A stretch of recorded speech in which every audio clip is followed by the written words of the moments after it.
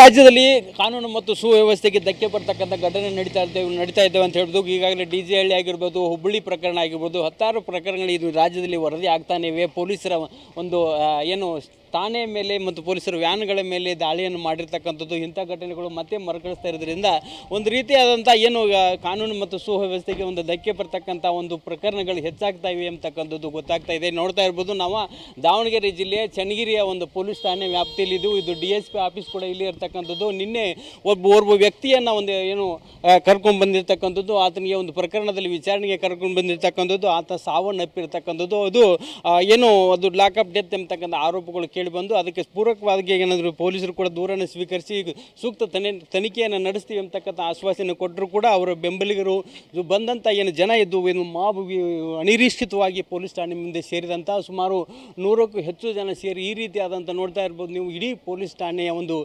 AC ಆಗಿರ್ಬೋದು, ಕಿಟಕಿ ಗಾಜುಗಳಾಗಿರ್ಬೋದು, ಸಂಪೂರ್ಣವಾಗಿ ಇಲ್ಲಿರ್ತಕ್ಕಂಥ ಧ್ವಜದ ಕಟ್ಟೆ ಆಗಿರ್ಬೋದು, ಒಟ್ಟಾರೆ ಇಡೀ ಒಂದು ಏನು ಪೀಠೋಪಕರಣಗಳ ಒಳಗೆ ನುಗ್ಗಿ ಕೂಡ ಪೀಠೋಪಕರಣಗಳನ್ನು ಕೂಡ ಧ್ವಂಸ ಮಾಡಿರ್ತಕ್ಕಂಥದ್ದು. ಹೀಗೆ ನಿರಂತರವಾಗಿ ಬಂದ ಅನಿರೀಕ್ಷಿತ ದಾಳಿಯಿಂದಾಗಿ ಏನು ಸ್ವಲ್ಪ ಮಟ್ಟಿನ ಪೊಲೀಸ್ ಸಿಬ್ಬಂದಿ ಇಲ್ಲಿ ಬಂದೋಬಸ್ತ್ ಇದ್ದಿತ್ತು. ಆದರೆ ಅನಿರೀಕ್ಷಿತ ದಾಳಿಯಿಂದಾಗಿ ಸಂಪೂರ್ಣವಾಗಿ ಸುಮಾರು 11 ಜನ ಪೊಲೀಸ್ ಸಿಬ್ಬಂದಿಗೆ ಗಾಯ ಆಗಿರ್ತಕ್ಕಂಥದ್ದು. ಸುಮಾರು 7 ಪೊಲೀಸ್ ವ್ಯಾನ್ಗಳಿಗೆ ಒಂದು ಏನು ಪೊಲೀಸ್ ವ್ಯಾನ್ಗಳು ಜಖಂಗೊಂಡಿರ್ತಕ್ಕಂಥದ್ದು. ಈಗ ಧ್ವಜ ಕಟ್ಟೆಯನ್ನು ಕೂಡ ಧ್ವಂಸಗೊಳಿಸಿರ್ತಕ್ಕಂಥದ್ದು. ಒಟ್ಟಾರೆಯಾಗಿ ರಾಜ್ಯದಲ್ಲಿ ಈಗಾಗಲೇ ನೋಡ್ತಾ ಇರ್ಬೋದು ಏನು ಕಚೇರಿಯ ಒಂದು ದಾಖಲಾತಿ ಕಚೇರಿ ಪೊಲೀಸ್ ಠಾಣೆಯ ಒಂದು ಕಿಟಕಿಯ ಗಾಜುಗಳನ್ನು ಪುಡಿ ಮಾಡಿರ್ತಕ್ಕಂಥದ್ದು ನೀವು ನೋಡ್ತಾ ಇದ್ದು. ರಾಜ್ಯದಲ್ಲಿ ಈಗಾಗಲೇ ಡಿ.ಜೆ. ಹಳ್ಳಿ ಆಗಿರ್ಬೋದು, ಹುಬ್ಬಳ್ಳಿ ಪ್ರಕರಣ ಆಗಿರ್ಬೋದು, ಈಗ ಅದಕ್ಕೆ ಇದೊಂದು 3ನೇ ಪ್ರಕರಣ ಎಂಬಂತೆ ಚನ್ನಗಿರಿಯಲ್ಲಿ ಒಂದು ಪೊಲೀಸ್ ಠಾಣೆ ಮೇಲೆ ದಾಳಿಯಾಗಿರ್ತಕ್ಕಂಥದ್ದು.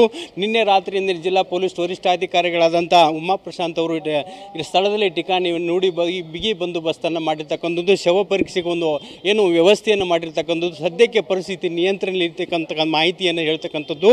ಒಟ್ಟಾರೆಯಾಗಿ ಈ ರೀತಿಯಾದ ಅನಿರೀಕ್ಷಿತವಾಗಿ ಪೊಲೀಸ್ ಠಾಣೆಯ ಮೇಲೆ ದಾಳಿ ಮಾಡಿರ್ತಕ್ಕಂಥ ಒಂದು ರೀತಿಯಾದಂಥ ಭಯದ ವಾತಾವರಣ ಸೃಷ್ಟಿಸಿದೆ ಅಂತ ತಪ್ಪಾಗಲಾರದು. ಚನ್ನಗಿರಿಯಿಂದ ಕ್ಯಾಮ್ರಾಮನ್ ಶಾಂತಕುಮಾರೊಂದಿಗೆ ಬಸವರಾಜ್ ದೊಡ್ಡಮನಿ TV9 ದಾವಣಗೆರೆ.